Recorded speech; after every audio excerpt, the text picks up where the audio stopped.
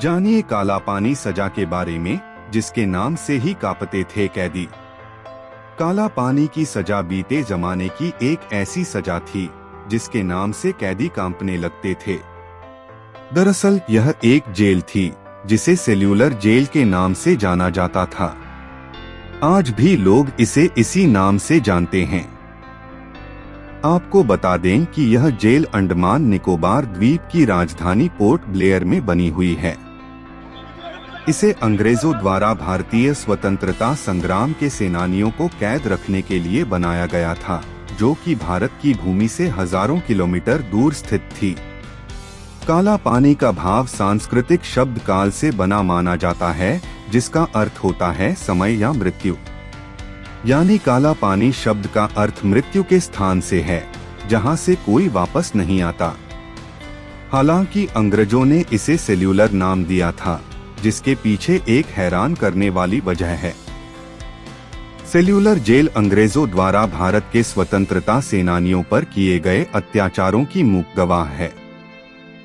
इस जेल की नींव 1897 ईस्वी में रखी गई थी और 1906 में यह बनकर तैयार हो गई थी।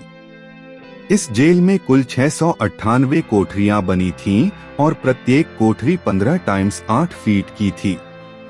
इन कोठरियों में 3 मीटर की ऊंचाई पर रोशनदान बनाए गए थे, ताकि कोई भी कैदी दूसरे कैदी से बात न कर सके। यह जेल गहरे समुद्र से घिरी हुई है, जिसके चारों ओर कई किलोमीटर तक सिर्फ और सिर्फ समुद्र का पानी ही दिखता है। इसे पार कर पाना किसी के लिए भी आसान नहीं था। इस जेल की सबसे बड़ी खूबी ये थी कि इसकी चहारदीवारी एकदम छोटा बनाया गया था, जिसे कोई भी आसानी से पार कर सकता था। लेकिन इसके बाद जेल से बाहर निकलकर भाग जाना लगभग नामुमकिन था, क्योंकि ऐसा कोशिश करने पर कैदी समुद्र के पानी में ही डूबकर मर जाते। इस जेल का नाम सेल्यूलर पड़ने के पीछे एक वजह है। दरअसल यहाँ हर कैदी के लिए एक अलग सेल होती थी और हर कैदी को अलग अलग ही रखा जाता था, ताकि वो एक दूसरे से बात न कर सकें। ऐसे में कैदी बिल्कुल अकेले पड़ जाते थे और वो अकेलापन उनके लिए सबसे भयानक होता था। कहते हैं कि इस जेल में न जाने कितने ही भारतीयों को फांसी की सजा दी गई थी।